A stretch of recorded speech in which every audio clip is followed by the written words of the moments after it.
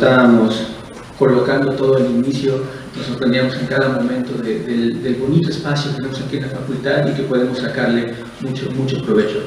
¿Qué mejor manera de iniciar este seminario que con la conferencia de Mikhail Janoschka? Les presento un poquito su trabajo. Él es investigador Ramón Cajal en el Departamento de Ciencias Políticas y Relaciones Internacionales de la Universidad Autónoma de Madrid. Es coordinador científico de Contested Cities. Además, es investigador principal del proyecto Ciudad y Crisis, financiado por el Ministerio de Economía y Competitividad del Gobierno de España. También es integrante del proyecto de investigación Transformaciones Urbanas, Gentrificación y Espacios de Ciudadanía, que es financiado por Flaxo Ecuador del 2015 al 2016. Lidera el grupo de investigación interdisciplinar Estudios Urbanos y Teoría Social. Despliega entre sus líneas principales de investigación están sobre 3 pilares. 1. Los procesos de gentrificación, desplazamiento y exclusión social en la ciudad contemporánea. 2. Las luchas por la vivienda y el derecho a la ciudad y en general las resistencias contrahegemónicas. Y 3. La transformación de espacios públicos y las políticas de apropiación simbólica del espacio. En sus investigaciones, el doctor Janoschka genera perspectivas teóricas de origen antropológico, sociológico y politológico para el desarrollo de una geografía urbana crítica que figura de puente entre Europa y América Latina. Y hoy nos va a hacer el favor de comenzar con esta mesa de trabajo con la plática sobre las violencias de la producción espacial capitalista, una aproximación conceptual. Entonces le damos el micrófono a Mikhail y nuevamente muchas gracias por estar aquí. Gracias, Mikhail. Bueno, muchísimas gracias por esa introducción, muchísimas gracias por tener la oportunidad de estar aquí y poder compartir una serie de reflexiones en un seminario que me parece destacable por su capacidad crítica y radical y por el enorme público que atrae. Felicidades a los organizadores por iniciar esa actividad y desarrollar estos días de debate que se prevén muy fructíferos. No estoy seguro, como estamos aquí en un sitio, no veo lo que hay arriba. Espero que hay el PowerPoint y las imágenes que he preparado. Y quisiera comenzar con 5 tesis iniciales que me parecen centrales para la exposición que quiero desarrollar a lo largo de esta mañana. En primer lugar, el capitalismo consiste en un sistema sofisticado que se rige por una serie de procesos de acumulación violenta que determinan la producción espacial. Tal como argumentó ya en su momento Walter Benjamin, podemos destacar que la violencia es el origen de la ley. Y esta se personifica en las formas de actuación de las instituciones fundamentales del Estado moderno, la policía y el ejército, y su autoridad soberana de utilizar la fuerza mortal cuando y donde les parece necesario. A continuación, su actuación se codifica y ejecuta mediante la ley, transformándose así en una función legítima del poder soberano.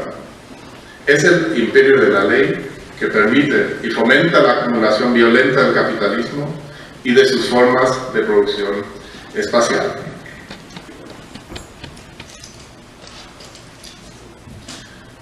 Segunda tesis.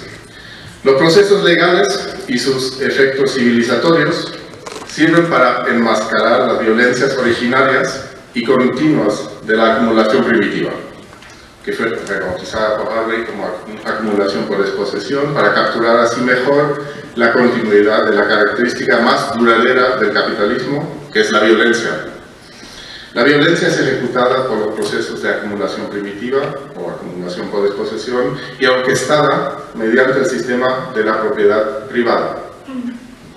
Cabe señalar que las lógicas del capital tienden a reforzar el sistema legal con el fin de imponer una malla de derechos de propiedad que sirven únicamente para legitimar la violencia de la propia propiedad privada.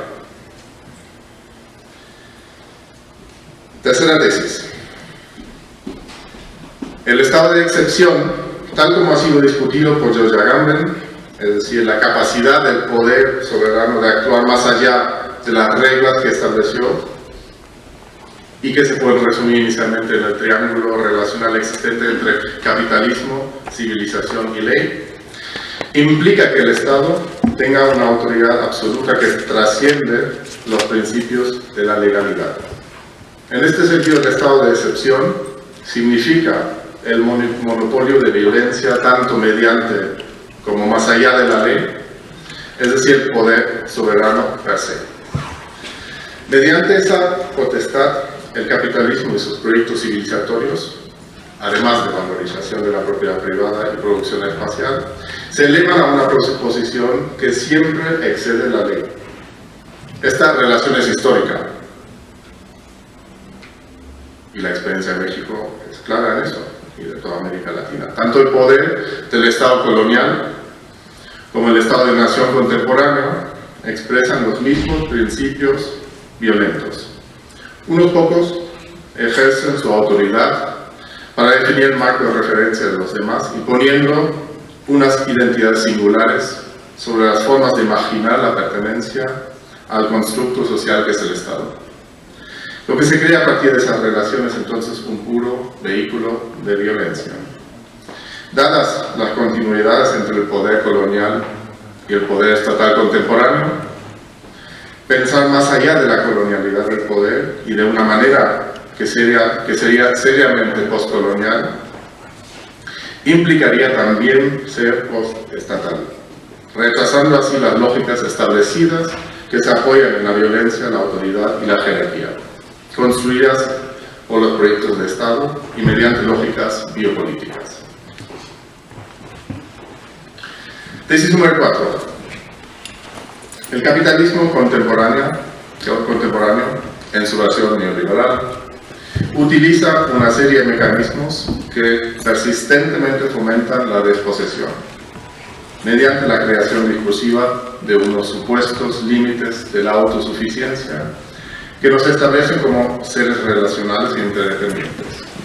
La desposesión es lo que ocurre cuando las poblaciones pierden su tierra, su ciudadanía, sus medios de subsistencia para transformarse en meros sujetos de la violencia militar y legal.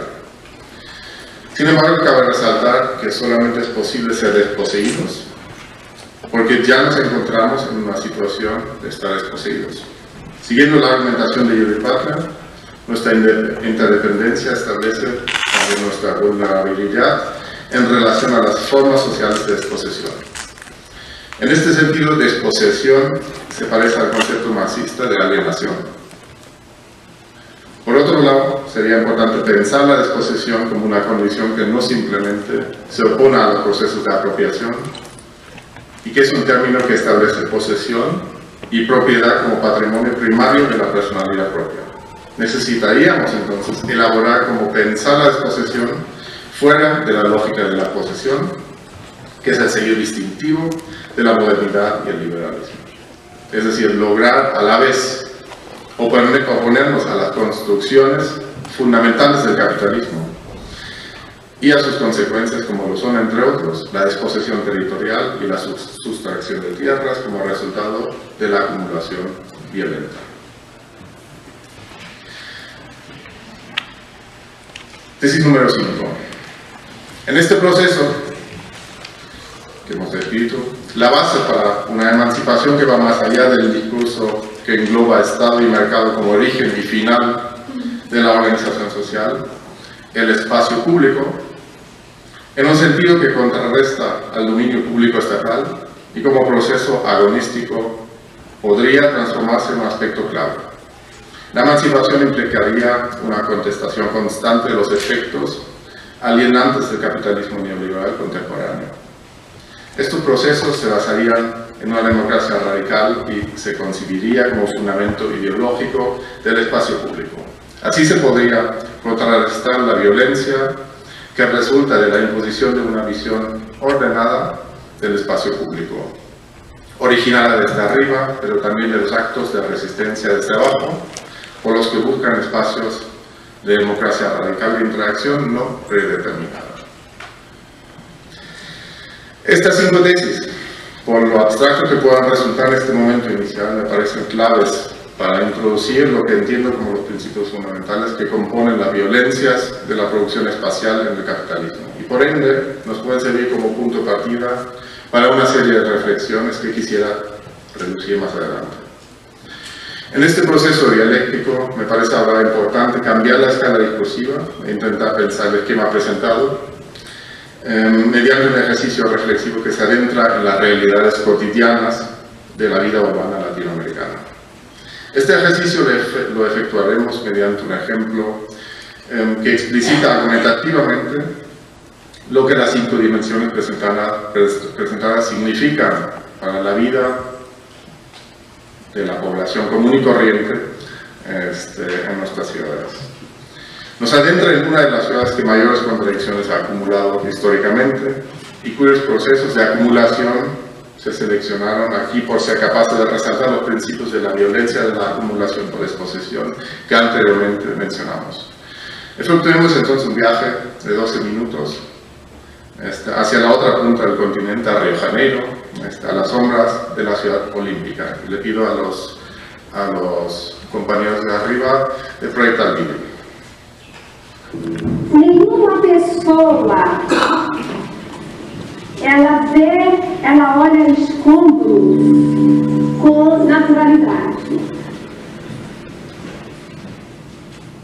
Todo escombro é o resultado de uma violência e de um sofrimento. Esses são os escombros dos vencedores, o troféu dos vencedores.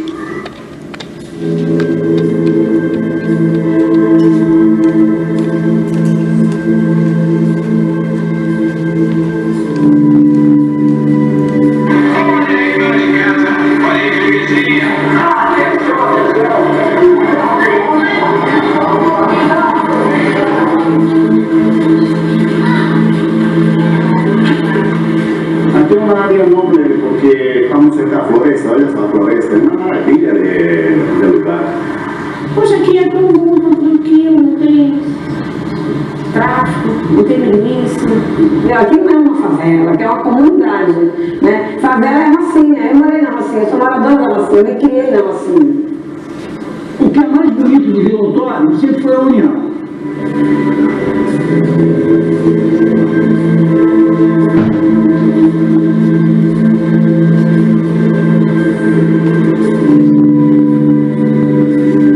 Onde vão, eu te explico.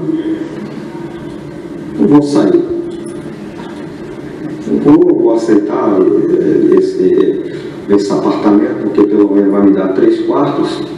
Pode ter alguma mentira disso aí, mas eu nem sabia disso, eu aceitei. Eu pedi a eles uma casa.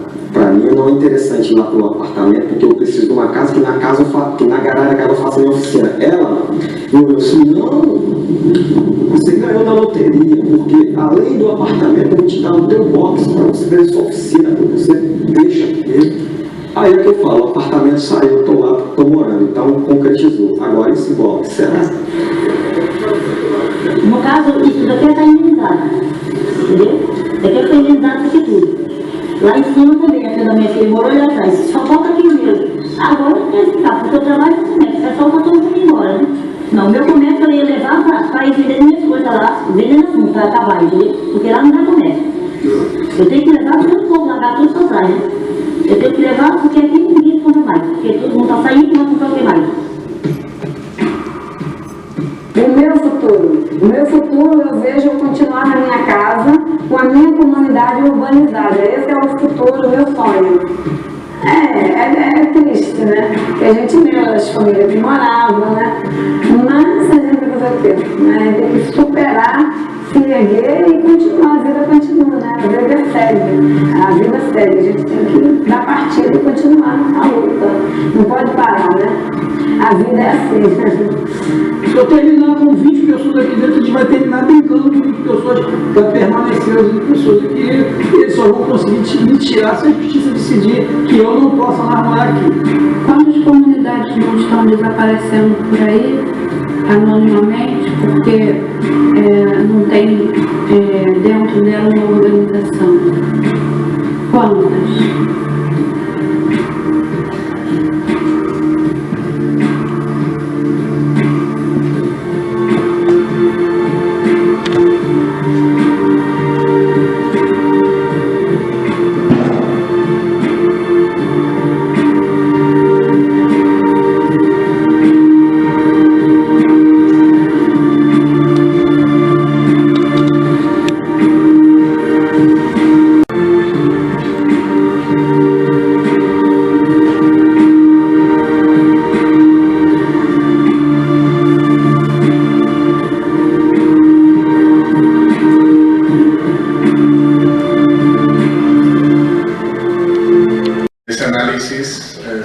consiste en que toda violencia, como hemos bien visto en ese relato de la vida autónoma, toda violencia implica una forma de poder sobre otro individuo, por lo tanto es una negación de libertad. Las múltiples violencias que ocurren en los procesos de acumulación por actores privados y públicos son entonces lo contrario de la promoción de libertad, a pesar de que los discursos comunes del capitalismo nos indican otra cosa. Esta discrepancia implica que sería necesario efectuar una crítica no solamente de los discursos y de los principios de la institucionalización de autoridad, con la acumulación primitiva y de posesión como principio básico de acumulación, ¿no? Ahí podemos ver la diferenciación entre acumulación primitiva del marxismo tradicional, que consistía en establecer el derecho de propiedad y en el excedente de la fuerza laboral, mientras que lo que Harvey comenta de acumulación por disposesión, ahí se refiere a la última ronda de extracción de valor, la mercantilización de los bienes comunes, la destrucción de mercados y su posterior reinvención y rearticulación. Siguiente, entonces, la acumulación por desposesión es de alguna manera esa nueva ola de mercantilización de los bienes comunes, la mercantilización de las formas no capitalistas de reproducción que a nivel territorial implica, como hemos visto, una limpieza social y modernización selectiva del territorio. Implica o actúa sobre 5 dimensiones fundamentales. En primer lugar, la vivienda. En segundo lugar, el suelo. En tercer lugar, los bienes comunes. En cuarto lugar, la movilidad. En quinto lugar, la propia constitución del sujeto. Entonces, la neoliberalización implica aquí un tipo de zombificación del capital, que se caracteriza por el apetito más insaciable del aspecto más rudimentario del capitalismo, la acumulación violenta. Y acumulación violenta implica lo que Springer llama el lado oscuro del capitalismo. Siguiente slide. Que en los estados modernos es representado mediante la acumulación primitiva, la violencia y la crueldad y barbaridad.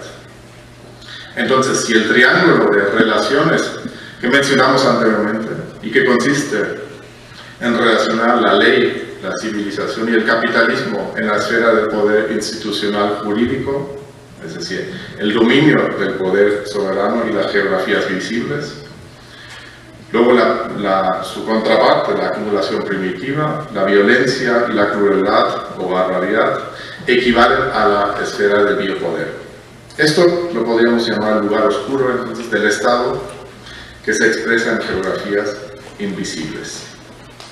Siguiendo la argumentación de Foucault, este lugar oscuro del Estado es mucho más amplio de lo que son sus componentes visibles, y justo el hecho que la mayoría del funcionar del Estado queda invisible puede entenderse como el locus de su poder o de los mecanismos de gubernamentalidad. Es la condición de vigilancia permanente por las tecnologías del poder del Estado que garantiza la capitulación de los sujetos al gobierno sobre todo porque el proceso de formación del sujeto asegura que los individuos memorizan las supuestas verdades, entre las cuales destacaría que lo correcto son la ley, la civilización y el capitalismo, es decir, el espectro visible de la soberanía. Si aplicamos este principio a la expulsión y a la desposesión violenta sobre la cual se asienta la propiedad, podemos argumentar que la violencia física, si bien aparece permanentemente en nuestras sociedades, en un principio se volvería cada vez más obsoleta, ya que las violencias de la regulación se internalizarían crecientemente en nuestras sociedades. A la vez esto implicaría también que el lugar oscuro del Estado, es decir, la acumulación primitiva, la violencia y la barbaridad, se vuelven cada vez menos reconocibles como componentes inherentes de la composición del Estado.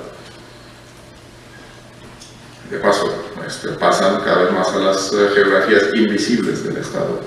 La argumentación presentada nos relaciona con los umbrales, a partir de los cuales el estado de excepción, que mencionamos anteriormente, constituye la frontera entre lo visible y lo invisible, mediante discursos hegemónicos asentados e inscritos en nuestros cuerpos.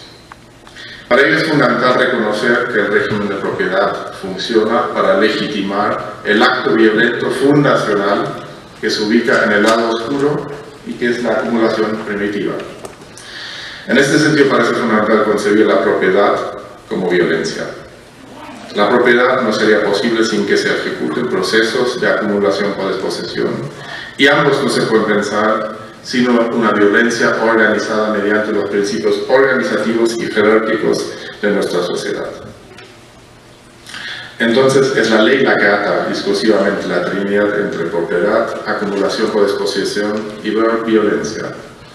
A consecuencia, sus correspondientes geografías violentas deberían reconocerse en los tres niveles de la formación legal: su origen, su legitimación y la implementación.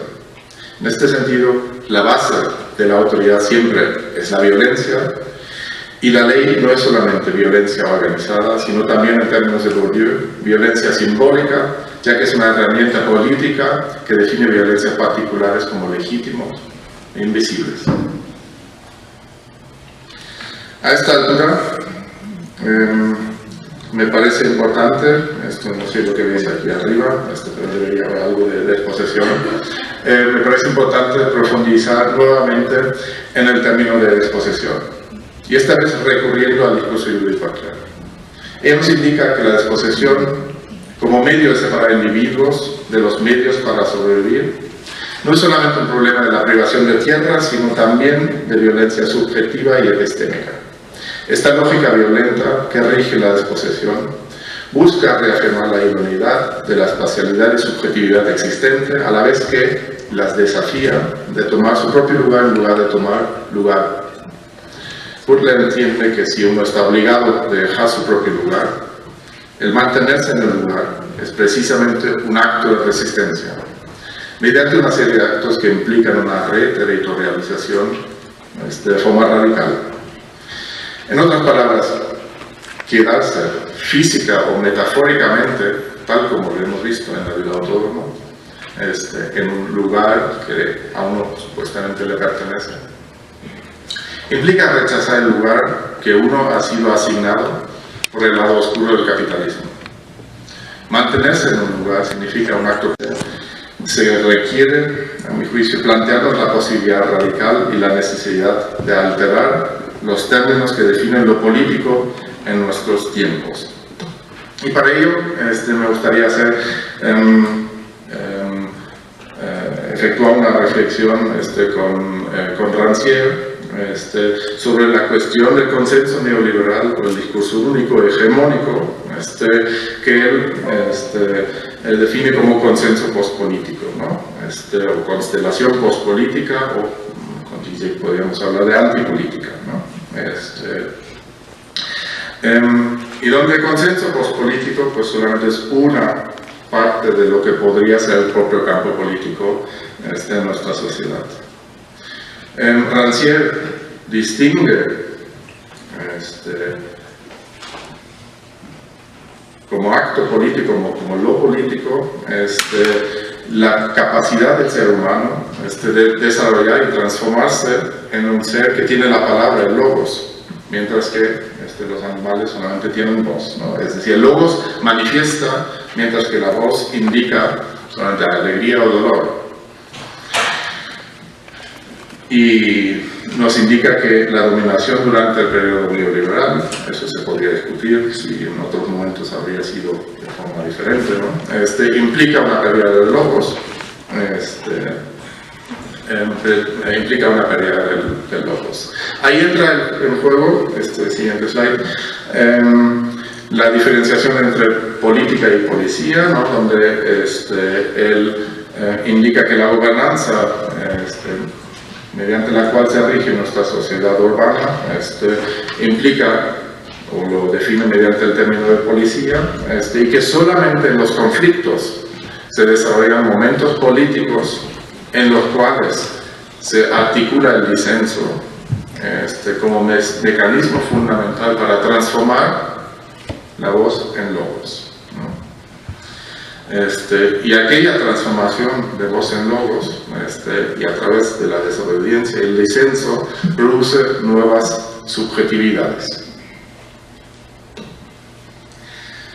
Mediante aquello, como podemos ver en el gráfico, que solamente tiene los puntos, se puede imaginar la transformación del propio consenso postpolítico mediante posiciones que van más allá del consenso previo, donde el consenso puede variar y moverse hacia un lado o hacia el otro, en el caso negativo.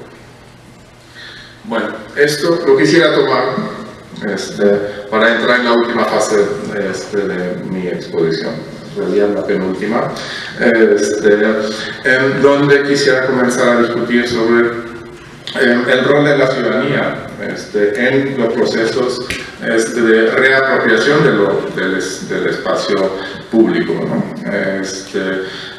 Y lo quisiera hacer a través del término de la ciudadanía subversiva o la ciudadanía insurgente, que me parece fundamental para analizar o para aproximarnos a la producción espacial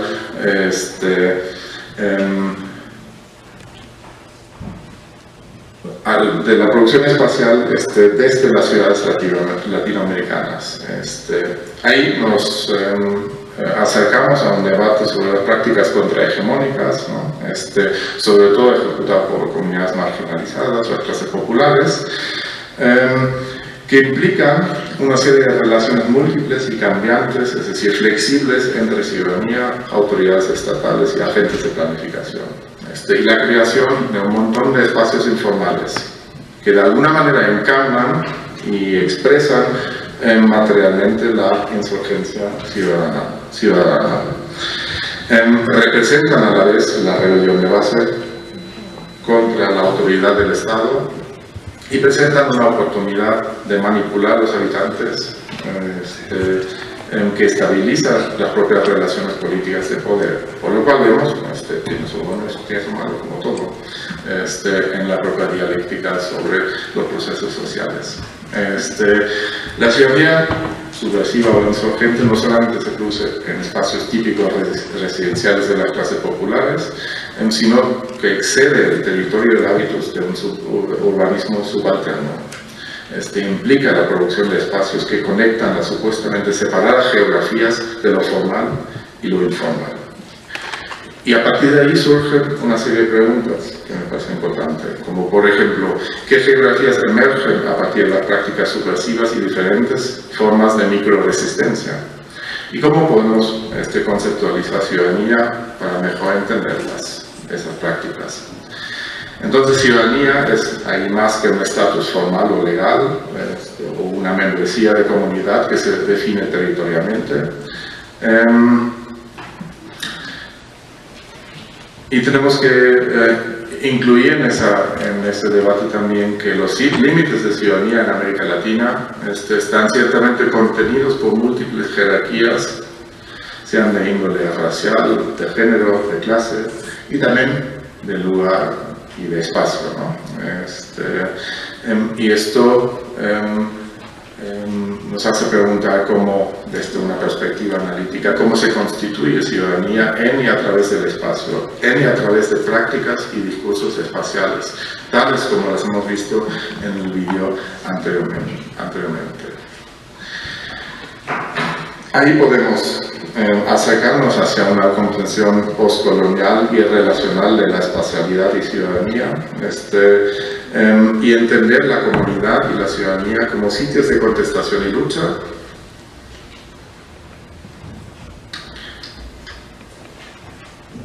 y donde la territorialidad de las ciudades podría ser la arena estratégica de una ciudadanía insurgente. Y eso especialmente y específicamente en las ciudades latinoamericanas que se construyeron, a diferencia de quizás las ciudades europeas o norteamericanas, sin el supuesto beneficio de urbanistas y arquitectos, literalmente ladrillo por ladrillo, como se titula otra película que hemos hecho en la de Contest Cities, luchando por la vivienda, por la propiedad, por la infraestructura y por los servicios.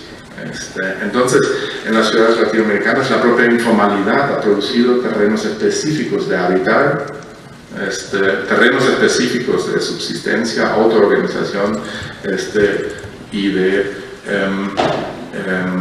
políticas que son dignas de analizar y llevarnos hacia el camino de romper con las disposiciones de control y de violencia del capitalismo.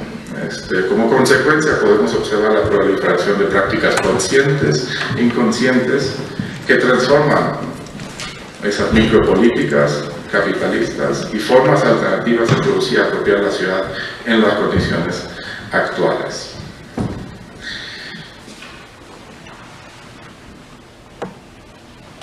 Y esto me da lugar, y ya no sé lo que se ve aquí arriba, al quinto paso de mi argumentación, y este sí es el último, el cual quiero cerrar, que versa fundamentalmente sobre la cuestión de cómo imaginar la ciudad, más allá del capitalismo, y más allá de la violencia, de la acumulación por exposición. Y como primer aspecto, me gustaría resaltar la pregunta: ¿qué es lo que se puede representar y qué es lo que se encuentra más allá de la representación? Que es fundamental para poder hablar sobre cómo imaginar la ciudad. Porque, por ejemplo, las relaciones de poder, en muchos casos, son difíciles de representar. Y están en la conciencia no discursiva. La relación entre ciencia, militarismo, capitalismo, colonialismo y patriarcado son extremadamente difíciles de representar. En muchos casos van más allá de la representación. Y ahí, a pesar de estas problemáticas, es importante destacar que la visualidad misma produce visiones específicas de diferencia social, jerarquías de clase, étnica, género, de orientación sexual. Además, pretendiendo, como cualquier discurso hegemónico, con éxito, no forma parte de esa construcción de jerarquías, ¿no? Destacando un supuesto universalismo. Por lo cual, en un siguiente paso, si queremos preguntarnos cómo imaginar la ciudad, creo necesario rechazar, y ahí me alineo con colegas como Quijano y Boaventura de Sousa, rechazar la propia razón eurocéntrica o norteamericana dominante de cómo imaginamos la ciudad, que consiste en la visibilización o universalización de ciertas categorías que traen consigo la invisibilización de otras, ¿no? Por ejemplo, en el mundo científico, pues,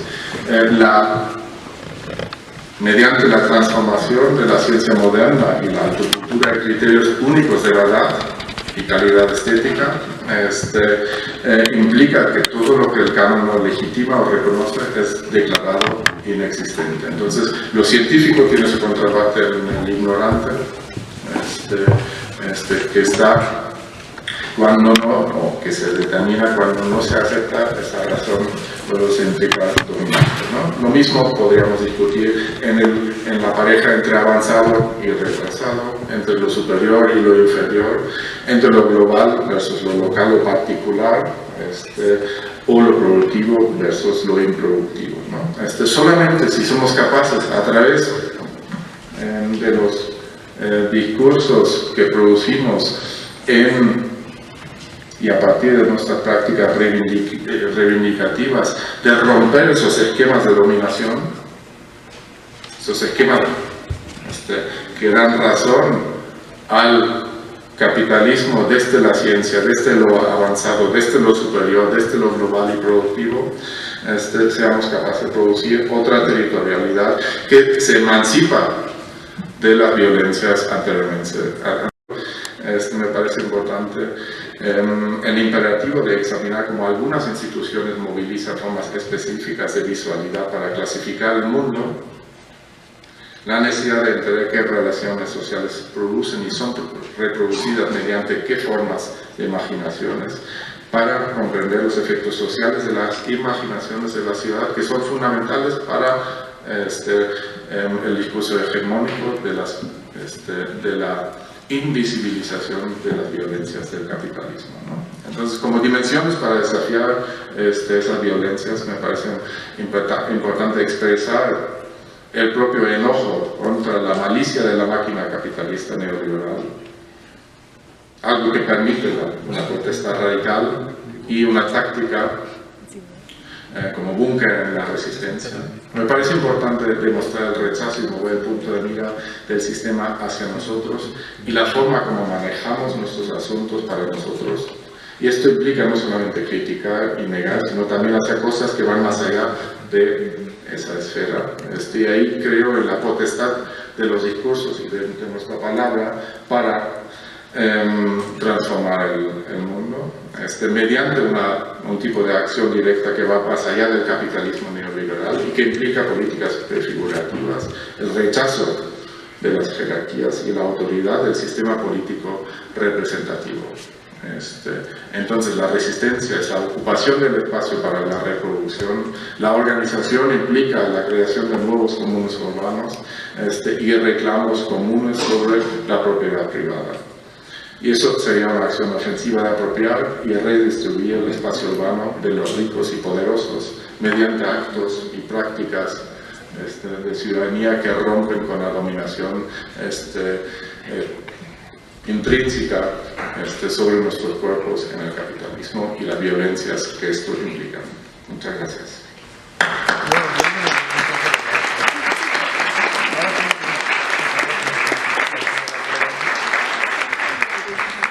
Gracias, Mijael. Estuvo, además de contundente, viste muchos elementos en estos 5 pasos para pensar esta producción violenta de espacios y estas posibles formas también de emanciparse. Y además también agradecerte que nos dejaste un buen tiempo para sus preguntas, sus comentarios. Entonces tenemos ahorita 25 minutos para preguntas y comentarios. Les voy a pedir el enorme favor. Me imagino que esto abruma y genera muchas dudas. Gracias.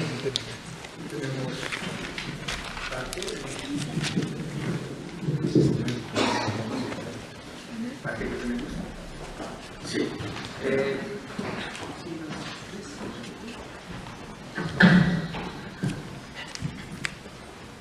Bueno, solo es una pregunta. Gracias por poner el video, porque me aclaró muchas cosas. Y quisiera saber cuál es tu concepto de políticas prefigurativas. Gracias. Vamos a juntar unas 3 o 4 preguntas y ahorita le damos la palabra a Mijael. Por allá.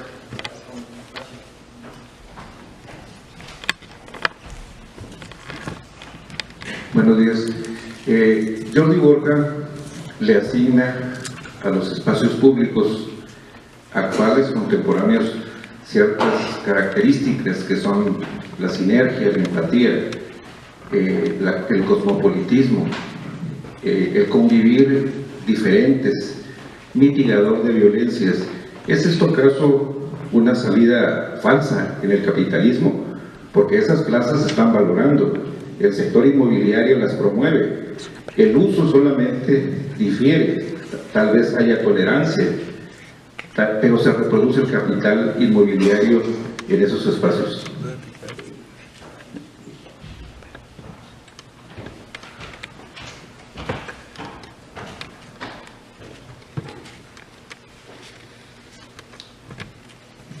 Bueno, hablabas de violencia y cómo esta legitima todos los procesos, todos estos, más bien cómo la ley legitima todos estos procesos.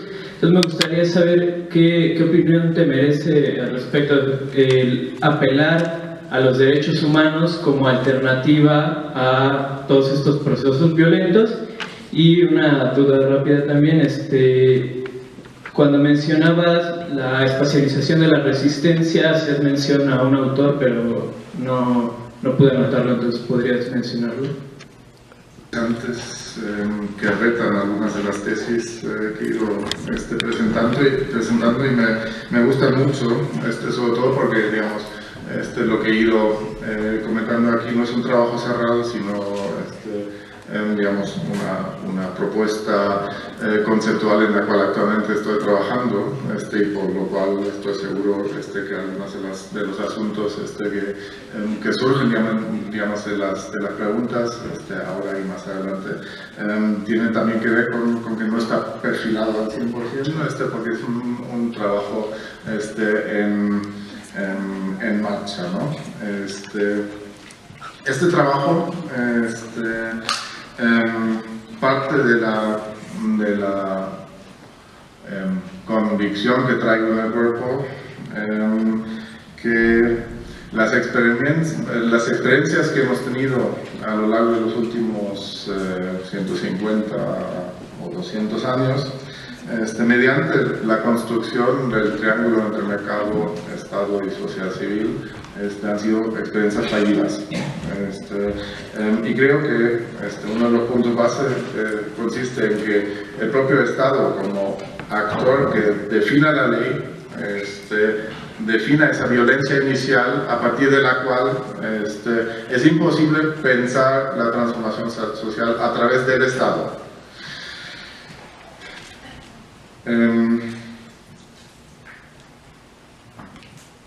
A partir de ahí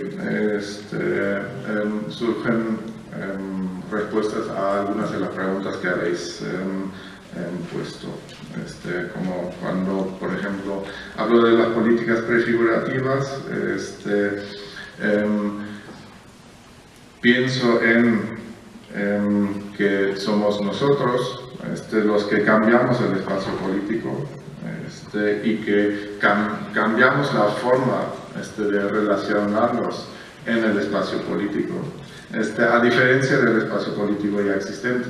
Es decir, nosotros configuramos las maneras de cómo queremos organizarnos en el debate político y en la organización política a partir de, a juicio, lo más más pequeñas posibles. Es decir, no aceptamos esa organización del Estado en sus escalas, jerarquías y sus formas de dominación, sino construimos transformación social a partir de un camino que no está cerrado, sino que va como open-end, ¿no? Construyendo los modos y las formas de cómo nos relacionamos en el debate político, intentando quitarnos al máximo la idea de las jerarquías y las violencias que lamentablemente son parte constitutiva de nuestra forma de actuar, ¿no? En segundo lugar, respondiendo a lo que la compañera al final preguntaba, si pensamos en tipo de red anticapitalista, creo que está necesariamente, al igual que el argumento anterior, tendría que prescindir de las instituciones estatales. Creo que las experiencias de la última década y media, con esa socialdemocracia transformadora en algunos países latinoamericanos, desde Ecuador hasta Brasil y Argentina, nos ha enseñado que el propio Estado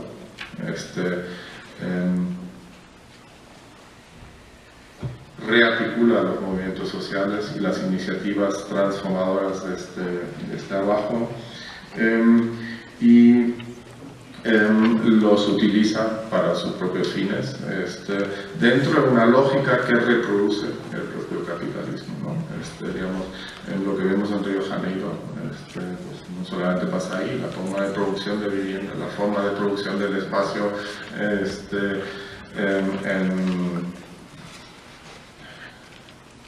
en Santiago de Chile, como paradigma del neoliberalismo, no difiere tanto de Buenos Aires, ¿no? o de Quito o de otros lugares con un Estado más benévolo, ¿no? Por lo cual creo fundamental que toda red anticapitalista prescinda del Estado, porque ahí, pues, al final un debate filosófico, ¿no? Que ya se produjo en el siglo XIX entre Marx y Bakunin, y donde podemos poner nuestras opiniones, si mejores, como en España dice Pablo Iglesias, asaltar los cielos y tomar el Estado, o entender que el Estado nos transforma inmediatamente cuando entramos en las instituciones, y nos hace partícipes del propio capitalismo, ¿no? Lo que comentaba el compañero sobre los espacios públicos, estoy absolutamente de acuerdo, que sí, esa idea de los espacios públicos como el punto de encuentro multicultural, mercantilizado, simplemente es una otra forma de exposición y otra forma de violencia en la producción espacial, y por eso utilizo ese término de espacio público en un sentido más metafórico, no como el propio espacio físico, sino como la arena, la esfera pública que nos implica la posibilidad de apropiar el espacio para efectuar una denuncia radical. Eso, dentro de la situación actual de producción mercantilizada del espacio público, con el predominio estatal que define las actividades permitidas y las no permitidas, y que marginaliza, criminaliza e invisibiliza muchas de las actividades que son absolutamente fundamentales y necesarias en el espacio público, igualmente es difícil esa denuncia radical. ¿Qué más teníamos? Algo me preguntaba sobre los derechos humanos.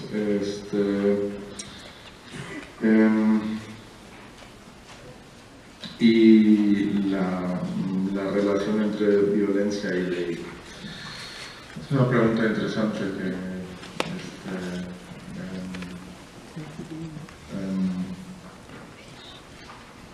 hasta el momento no me he hecho, por lo cual cualquier cosa que digo podría nadar en una incertidumbre conceptual, la falta de reflexión más profunda.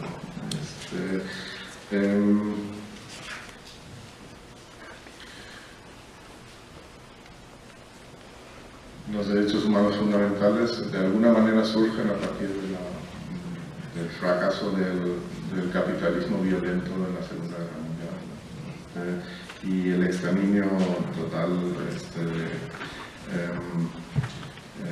el intento de exterminio total de los judíos. Entonces, pensando en derechos humanos, pues planteamos un un punto de partida para poder comunicar con nosotros.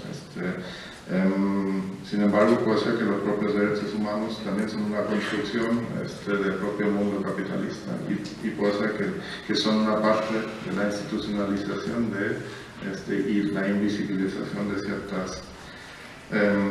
de ciertos aspectos. No estoy muy seguro si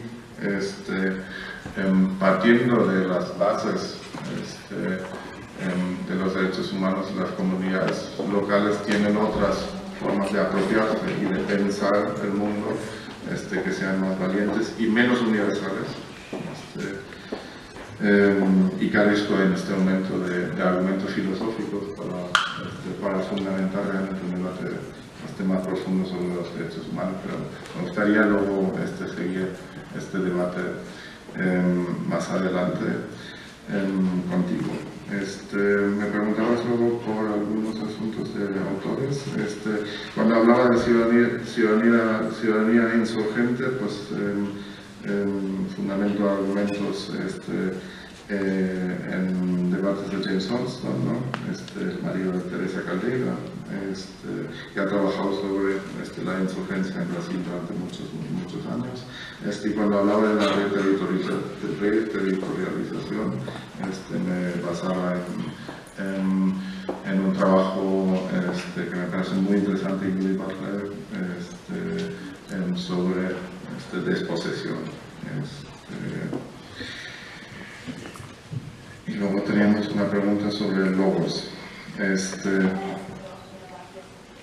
¿Cómo?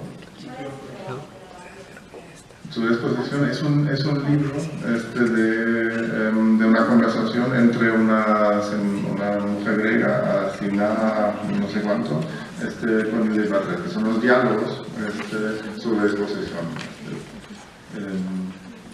Es un trabajo del 2002, del 2003, una cosa así. Y se llama Dispossession. En inglés. Lo de logos.